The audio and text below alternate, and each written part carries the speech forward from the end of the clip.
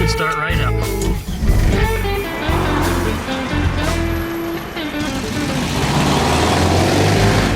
Alright, welcome back everybody. We're back with the 1971 Squareback back here. As you remember earlier this week when I had my little short video, the brake line, which runs the full length of the vehicle, just exploded.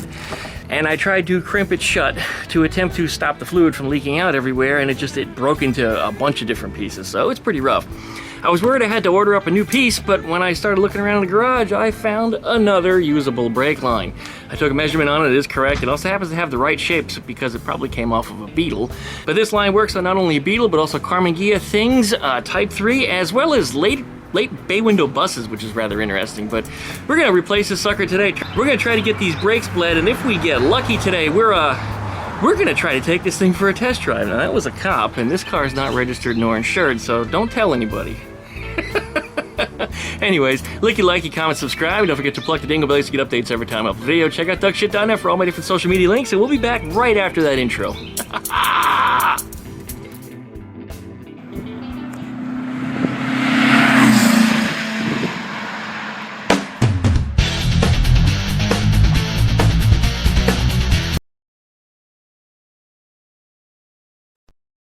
Yeah, I did have the reservoir filled up above that line, so we did lose some fluid in the time that I was trying to find a pair of pliers to crimp off that line, but that's not a big deal. I've got plenty more to fill it back up.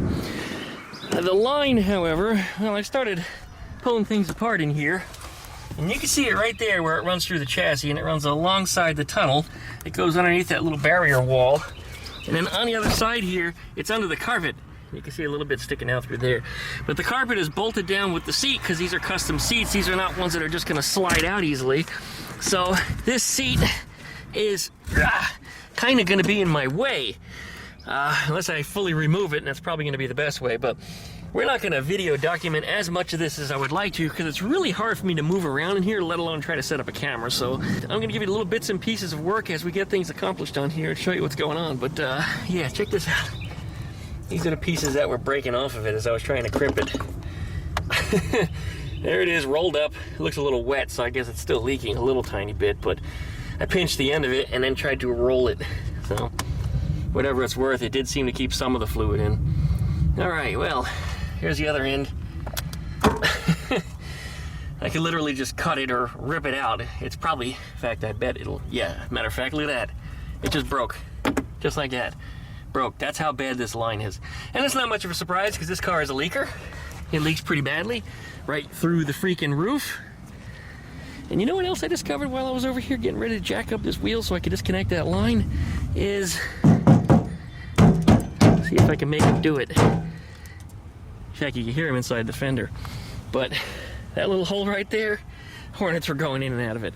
So I'm gonna have to be extra careful while I'm working over here because I'm gonna get the crap stung out of me. I really don't like them little bastards. They're nasty little things. Anyway, them little bastards now, see? Look. He's gonna go in his little hidey hole. Here he goes. Let's piss him off. Come on, fucker, come out. Come on, fucker. Come on, fucker. Come on. Come on. Do you wanna come out and play? Sound like I might have knocked his nest down inside the fender. Well, we know where he's at. And no, I'm not going to start spraying around a lot of bug killer spray stuff because I have an allergy towards that stuff. It just makes me feel so sick when even the slightest bit is around. So, yeah, we're not using none of that. If he comes out, we'll have to play whack-a-mole. I'm about to extract this line, and I noticed that it goes over the carpet, not under it. But all the way back here in the back, which I can't really get to easily. Oh, damn it. Somewhere underneath the seat, there's a hole that line is passing through. So what we're gonna do is we're gonna shortcut it. We're just gonna lay it right over the carpet, just get this thing done. This whole car is gonna get gutted anyway, so this is just temporarily because I want to see this thing drive. I want to see it go. Yeah, so, well, that line is out. I just cut it at the back right down there and extracted the whole stinking thing. There it is. Goodbye. Right underneath the pedal cluster, and yes, this piece of wood here is being used to hold that brake pedal in so that way fluid doesn't continue to run out. Neat little trick. Somebody on YouTube taught me that. Something that for some reason I didn't know, but if you would have left me alone long enough, I probably would have figured it out on my own. But yeah. Anyway, typically on a Beetle, your brake line would route around the pedals and then along the tunnel. Kind of makes like a question mark. On a Type-3, it's different. There's actually a little channel that's underneath the pedal cluster. It allows you to push that brake line through in a straight line.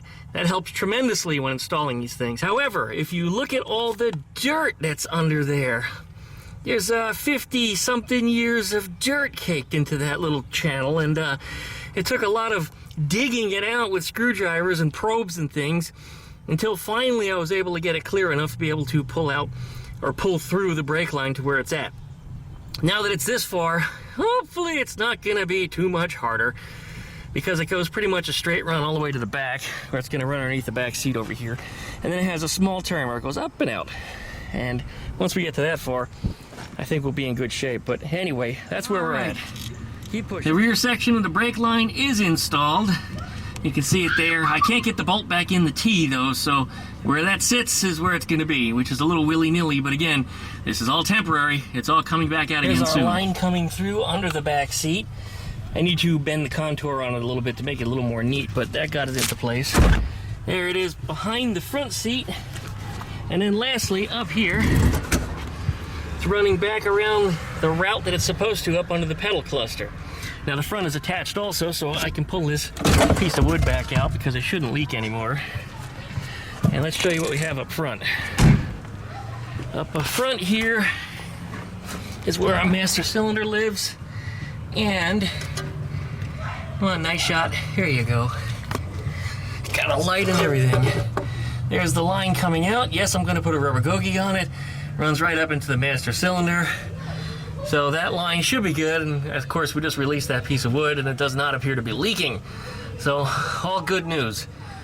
All right, I'm going to slip a little rubber thing in there, get that covered. I got to do one in the rear also. And then we'll attempt to bleed the brakes again and see what blows up next. I don't know that I've ever demonstrated bleeding brakes before with a 2x4, in this case a 4x4. But you've got to pump the pedal, as you probably know if you've ever bled brakes before. And you have to have somebody or something hold the pedal down while you go release the bleeder valve. And a piece of wood does a good job. I put a blanket on one end of it, just like that. That way it doesn't damage your seat. Give it a couple pumps, wedge it in there. The seat provides enough spring tension to push that wood, so that way when you release that valve, it pushes the pedal to the floor. And it'll hold it, so when you close the valve back up and you come back out here, you can release it and pump it again.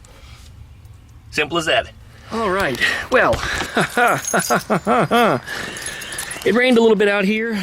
Everything's a little bit wet. You can see it more in the street than anything else, but we got these brakes bled out on this thing, and I did everything just in time to get the hell inside before it started pouring. Well, we got a little bit of an opportunity here, so let's see if we can get this thing started. Man, we know it starts, but I'd like to take it for a drive, man. If you look in here, you can still see all the brake fluid that exploded out of the old line. All right, brake pedal still feels good since I bled it. All right, all good news. Let's see, which key was it to start this thing? It's this one. Put that in here. Nope, backwards, flip, and try again. All right, make sure we're not in gear. We're not. Should start right up. And that's with no foot on the gas pedal. All our idiot lights went out. And this engine, you guys, is so quiet since I adjusted those valves. I mean, listen to that. Just so quiet.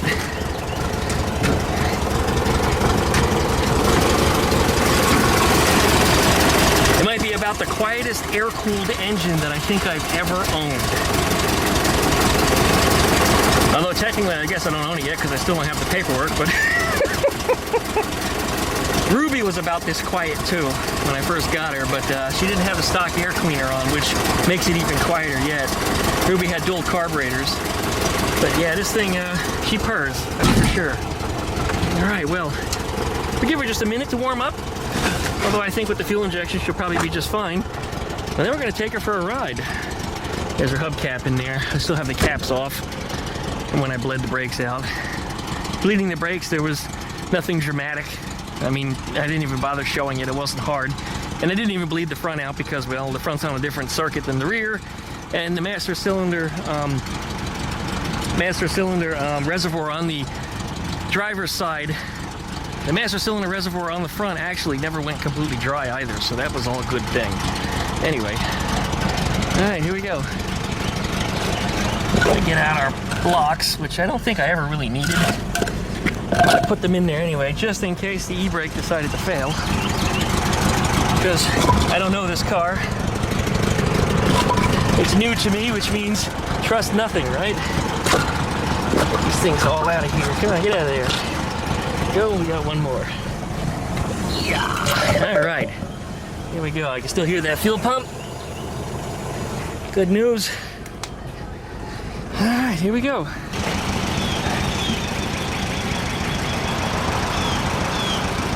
we are. Very nice. I'm gonna step on that brake, let out the parking brake, and see if these brakes hold the car sitting here on the hill. Whoa. All right, they were sticking, but they are working. They're functional. Oh man. Well, that's good.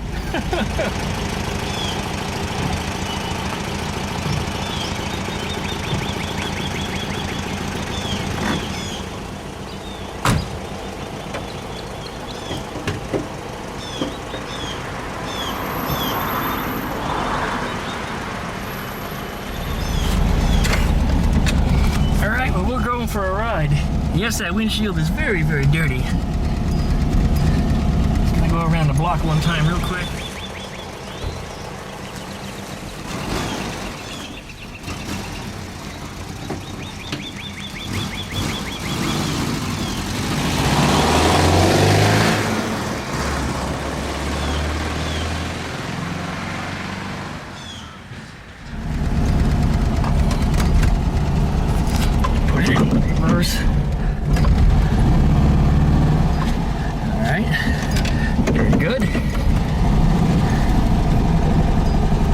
Feels good.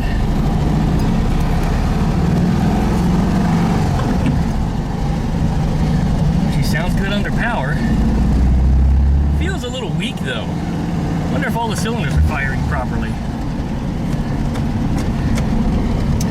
Go around this corner here.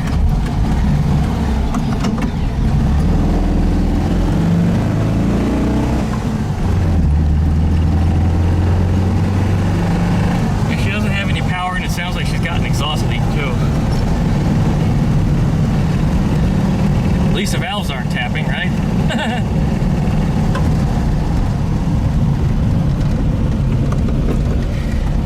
Okay.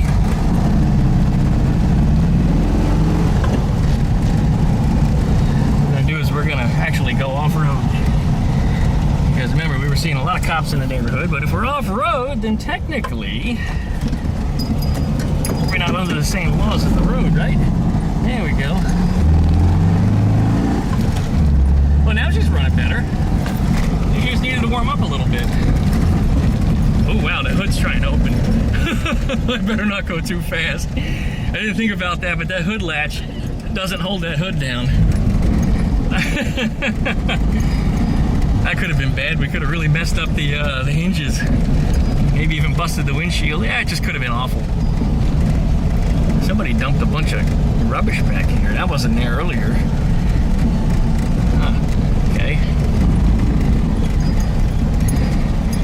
She feels good on the off-road though. Suspension is, it's firmer than it is in the fastback. I believe that's because the torsion bars are bigger than this. And I've only read that, but actually it does feel stiffer, which is good. I prefer a more stiff suspension. I don't need a Cadillac because I'm not an old Cadillac driver. Grass is a little tall over here. We don't hit anything. Alright. Yeah, she's pulling in second gear. She's got power. She's got power. She's got a very different transmission with different gear ratios, so I can feel that. Very different from Ruby the Fastback.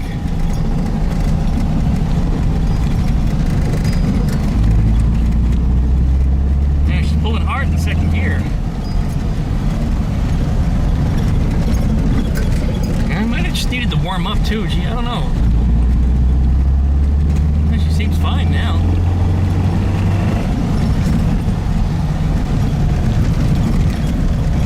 Anyway, straight ahead is another place where I take the go-kart sometimes, and there's like a mechanical table over there with a bunch of electrical actuators on it. I don't know what the hell it's for, but it looks like some kind of neat robotics project in the making, and there's a lot of scrap metal attached to it, so I'm gonna go get it.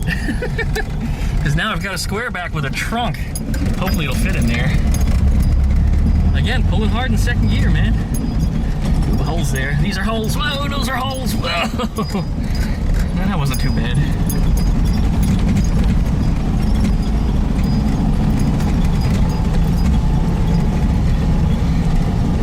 Wonder if that table's still back here. I don't see it. Yeah, I see it. There it is. Right over there on the ground. We're gonna stick that in the trunk. That's mine now.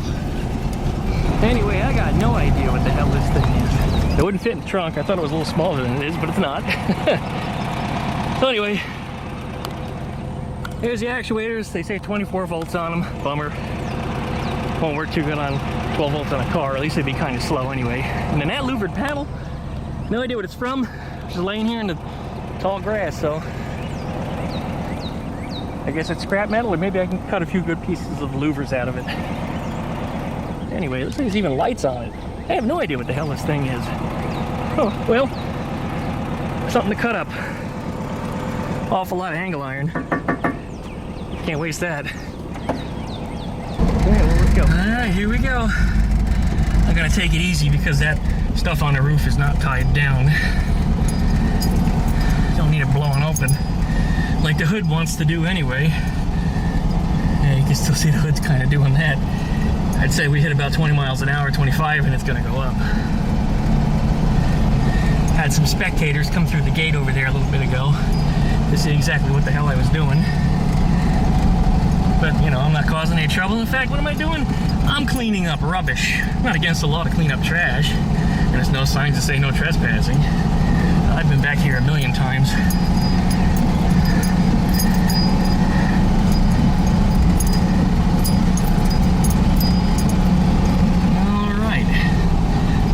On the street.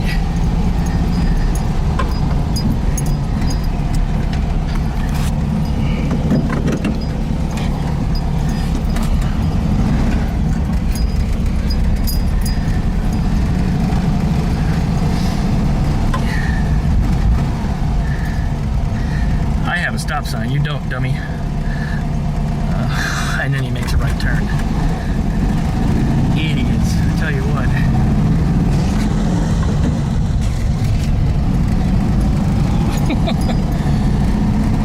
Some people.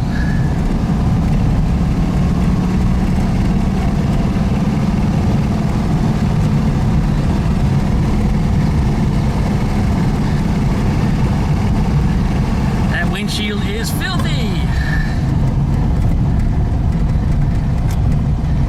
These turn signals don't work right at all. In fact, it doesn't even feel like the stock is in the right position.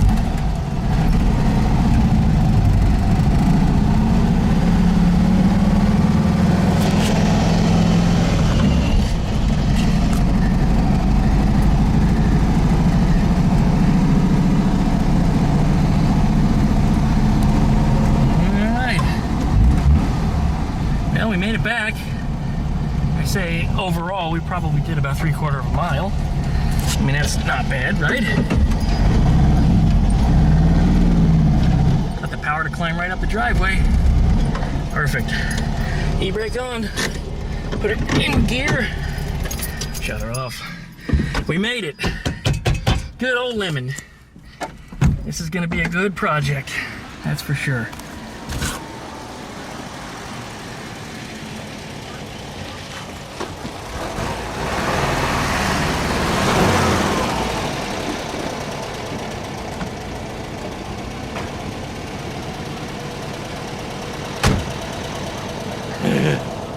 Thank you everybody for watching. I'm just really glad to see this thing running and driving now. Of course, when I got it, it was pretty rough and it hadn't been run and driven in quite a while, but we're past that point now. And I seem to have gotten the major things working. I guess what's next is like electrical and stuff, but since I'm cutting into things and doing a little bit of this and that, I'm probably not going to dig into electrical until it's ready to go on the road, which is months from now.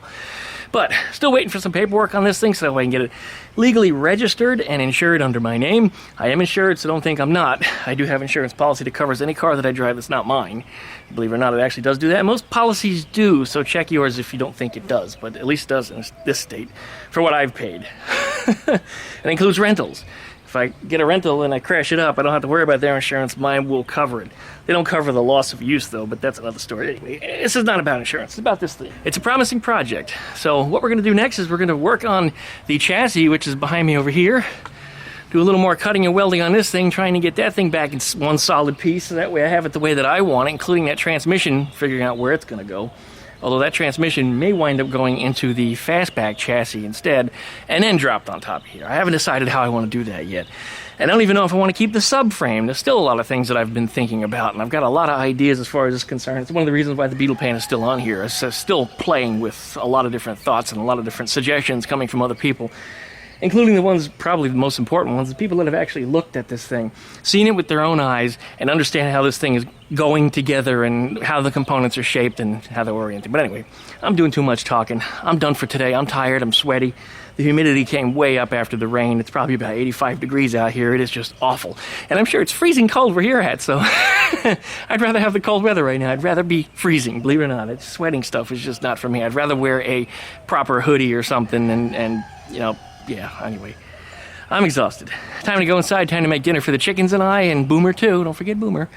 So thanks you guys for watching. Like, comment, subscribe. Don't forget to plug the dingle bells to get updates every time I upload a video. Check out duckshit.net for all my different social media links. And hopefully we'll be back with a little bit more on the Squareback coming up next Wednesday. Meanwhile, for the weekend, watch for more go-kart stuff. I got some updates coming up on that too, which includes some new parts coming from the HIPAA. That's right, this is not a commercial for them here. They didn't pay for this one, but I do recommend them, guys. They've been really, really good to me with great parts to get this problem solved. But anyway, enough of that. Thanks for watching. We'll see you next time.